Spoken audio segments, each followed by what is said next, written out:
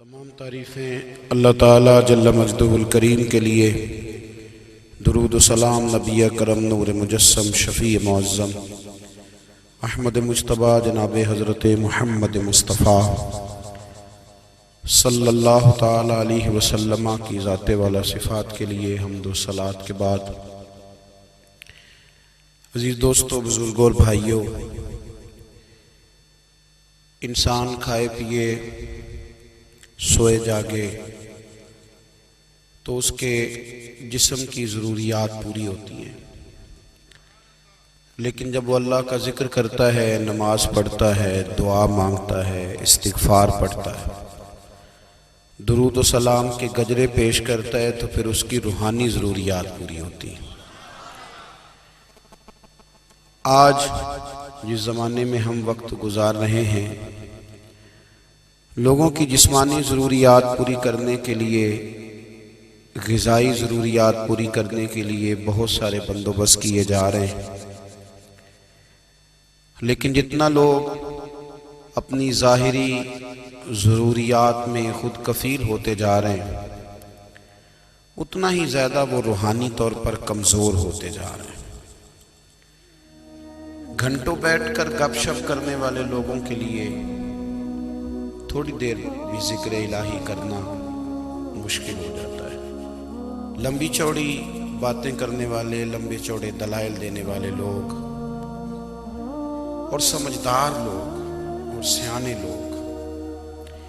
عبادت کے معاملے میں سستی کرتے ہیں، عمل کے مسئلے میں کمزور ہو جاتے ہیں۔ تسبیحات کرنا، وظائف پڑھنا، درود و سلام پڑھنا، کم بولنا، سچی بات کرنا، صبر سے رہنا، شکر کو اپنانا، قناعت اختیار کرنا، حسد، بغض، عداوت سے بچنا، یہ لوگوں کے لیے مشکل ہو جاتا ہے۔ پھر اس کا نقصان یہ ہے کہ معاشرہ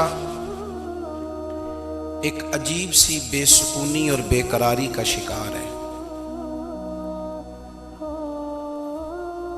جیب میں بہت زیادہ پیسے رکھنے والا، خوش شکل نظر آنے والا، پیٹ بھر کے روٹی کھانے والا شخص بھی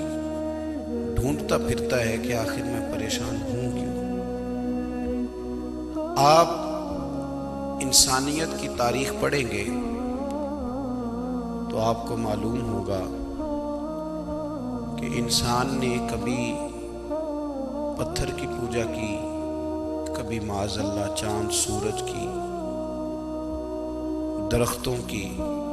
بتوں کی پوجا کی۔ معاذ اللہ یہ غلط ڈائریکشن پہ تو چڑھ گیا، لیکن ایسا نہیں ہے کہ کوئی بندہ دنیا میں آیا ہو اور کسی کی اس نے عبادت نہ کی ہو۔ اس لیے کہ اللہ تبارک و تعالیٰ نے جس طرح ہمارے جسم میں کھانے کی طلب رکھی ہے، پینے کی طلب رکھی ہے، سونے کی طلب رکھی ہے، اسی طرح اللہ تعالیٰ نے عبادت کے لیے طلب رکھی ہے جسم میں۔ یہ تو ہوا کہ انسان گمراہ ہو گیا، غلط رستوں پہ چل نکلا، اس نے جھوٹے معبودوں کی طرف معاذ اللہ توجہ کر لی، لیکن وہ کسی نہ کسی کے سامنے جھکتا رہا، چونکہ اس کے وجود میں طلب تھی، شوق تھا اسے کہ وہ عبادت کرے۔ اللہ تبارک و تعالی جب مسلمان کو توفیق دے اور اللہ کی بارگاہ کی جانب وہ رجوع کرے، تو پھر اس کا رویہ یہ ہونا چاہیے کہ اس کی توجہ ہو اللہ کی جانب۔ ہمارے ہاں تسبیحات پڑھ لی جاتی ہیں اگر کبھی موقع ملے، لیکن وہ خاص انہماک، وہ خاص شوق، وہ خاص ذوق اللہ تبارک و تعالیٰ کی عبادت کا۔ ایک ہوتا ہے نماز پڑھنا، ایک ہوتا ہے اہتمام کے ساتھ نماز پڑھنا، یعنی ذرا وقت پہ اٹھنا، ذرا صحیح کر کے وضو کرنا، ذرا شوق سے مصلی بچھانا۔ ایک ہوتا ہے تسبیح پڑھ لینا، اور ایک ہوتا ہے ذرا تھوڑا سا نا شوق کے ساتھ اللہ کو یاد کرنا۔ آپ کبھی جو میں نے آیہ کریمہ پڑھی، اس کی آپ شان نزول دیکھیں، نبی کریم صلی اللہ تعالیٰ علیہ وسلم کے نا کچھ صحابہ اللہ کی محبت کے شوق میں حضور کی بارگاہ میں حاضر ہوئے، اور انہوں نے آ کے عرض پتہ کیا کیا؟ عرض کرنے لگے، یا رسول اللہ صلی اللہ تعالی علیہ وسلم سالوں بیت گئے ہیں سجدے کرتے ہوئے، حضور سالوں بیت گئے ہیں تسبیح پڑھتے ہوئے، سالوں بیت گئے کہتے ہوئے کہ سبحان اللہ وہ پاک ہے،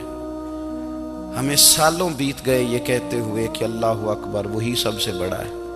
سالوں بیت گئے کہتے ہوئے کہ الحمدللہ ساری تعریفیں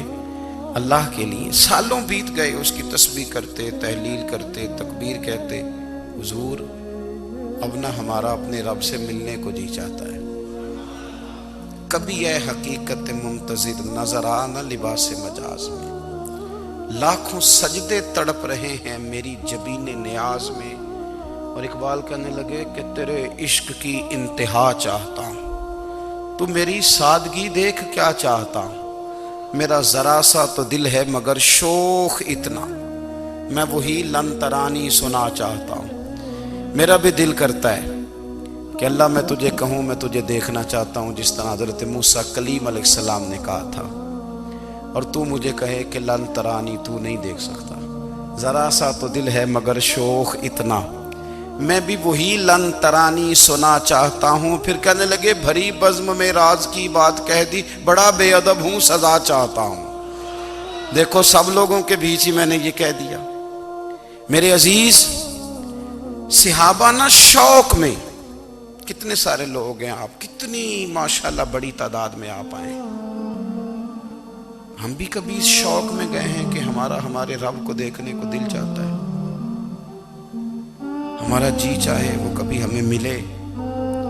ہم کبھی اس کی زیارت کریں، اس کی بارگاہ کرم میں ہم حاضر ہوں۔ صحابہ نے عرض کیا یا رسول اللہ صلی اللہ تعالی وسلم ہمارا رب کہاں ہے؟ ہمارا نا اپنے رب کو دیکھنے کو جی چاہتا ہے۔ جب صحابہ نے یہ عرض کیا تو اللہ نے قرآن مجید نازل کیا، فرمایا وَإِذَا سَأَلَكَ عِبَادِي أَنِّي فَإِنِّي قَرِيبٌ، محبوب جب میرے بندے آپ کی بارگاہ میں آ کے میرے بارے میں پوچھیں نا تو ان سے کہہ دینا میں ان کے قریب ہی ہوں، قریب ہی ہوں۔ دلیل کیا ہے؟ اذا دان، یہ جب بھی مجھ سے دعا مانگیں گے میں ان کی دعاؤں کو قبول فرماؤں گا، میں ان کے قریب ہوں، میں ان کے قریب ہوں، یہ جب بھی دعا مانگیں گے نا میں قبول کروں گا، میں ان کے قریب ہوں۔ اللہ تبارک و تعالیٰ کے بندے اللہ سے محبت کرتے، رب کی بارگاہ میں جھکتے، اس کو اپنے دکھ سناتے، اس کے پیارے محبوب صلی اللہ تعالیٰ علیہ وسلم کا وسیلہ لے کے اس کے حضور حاضر ہو جاتے، پیشانیاں سجدوں سے روشن ہوتی۔ ہم نا